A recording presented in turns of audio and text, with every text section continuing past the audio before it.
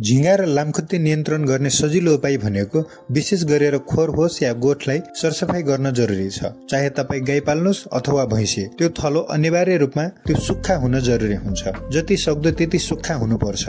उसले गोबर गरेको, पिसाब गरेकोलाई सफा गर्नुपर्छ। यदि तपाईँको पशुको खोर गोठ वरिपरि झारहरू फोहोरहरू रहेको अवस्थामा सबै सफा गर्नुपर्छ र त्यहाँ पानी जम्ने अवस्था छ भने त्यसले जम्न नदिने व्यवस्था बनाउनु पर्छ।